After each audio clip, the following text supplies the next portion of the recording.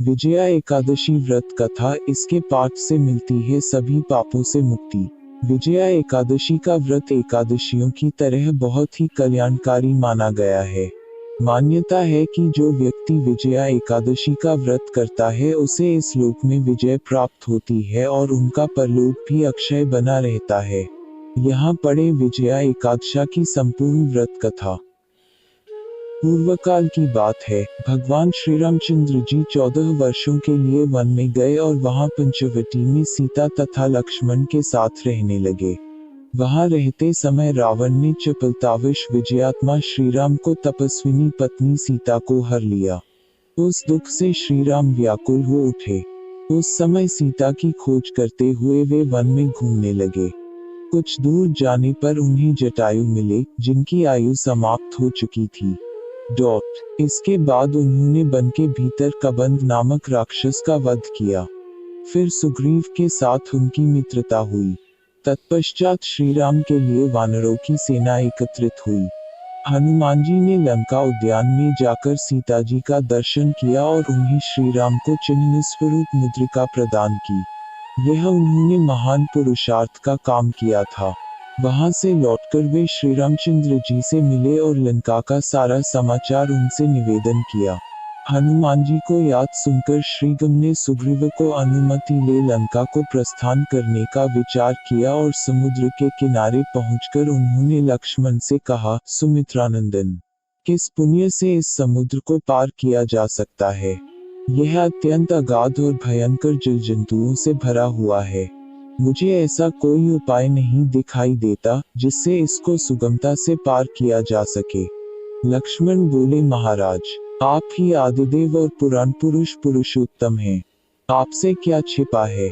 यहाँ द्वीप के भीतर बक्तालभ्य नामक मुनि रहते हैं। यहाँ से आधे योजन की दूरी पर उनका आश्रम है। रघुनंदन, उन प्राचीन मुनीश्वर के पास जाकर उनसे इसका उपाय पूछिए।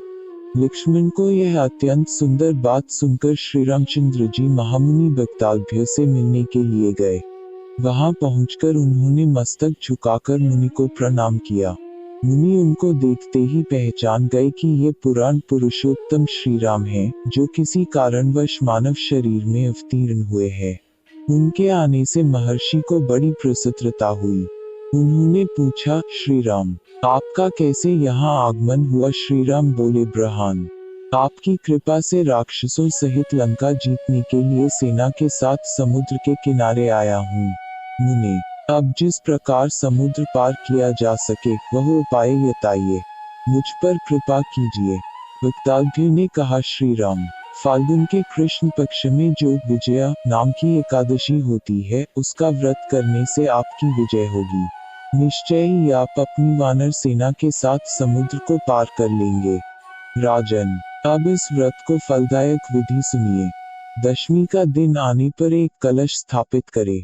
वह सोने, चांदी, तांबे अथवा मिट्टी का भी हो सकता है। उस कलश को जल से भरकर उसमें पल्लव डाल दे। उसके ऊपर भगवान नारायण के सुवर्णमय विग्रह को स्थापना करे। फिर एकादशी के दिन प्रातःकाल स्नान करे। कलश को पुनः स्थिरता पूर्वक स्थापित करे। माला, चंदन, सुपारी तथा नारियल आदि के द्वारा विशेष रूप से उसका पूजन करे। कलश के ऊपर सप्तधान्य और जौ रखे। गंध, धूप, दीप और भांति भांति के नैवेद्य से पूजन करे। कलश के सामने बैठकर वह सारा दिन उत्तम कथा वार्ता आदि के द्वारा व्यतीत करे तथा रात में भी वहां जागरण करे। अखंड व्रत की सिद्धि के लिए घी का दीपक जलाए। फिर द्वादशी के दिन सूर्योदय होने पर उस कलश को किसी जलाशय के समीप नदी, झरने या पोखरे के तट पर ले जाकर स्थापित करे और उसकी विधिवत पूजा करके देव प्रतिमा सहित उस कलश को वेदवेत्ता ब्राह्मण के लिए दान कर दे। महाराज, कलश के साथ ही और भी बड़े बड़े दान देने चाहिए। श्री राम, आप अपने उत्पत्तियों के साथ इसी विधि से प्रयत्न पूर्वक विजय का व्रत कीजिए। इससे आपकी विजय होगी। ब्रह्मा जी कहते हैं, नारद, यह सुनकर श्री रामचंद्र जी ने मुनि के कथनानुसार उस समय विजया एकादशी का व्रत किया।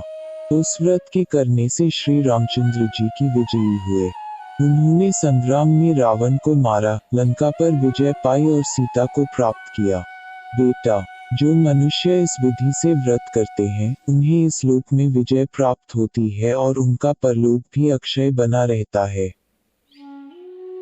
दोस्तों, अगर वीडियो पसंद आए तो सब्सक्राइब जरूर करें ताकि हम रोज आपके लिए ऐसी ही धार्मिक वीडियो बनाते रहे।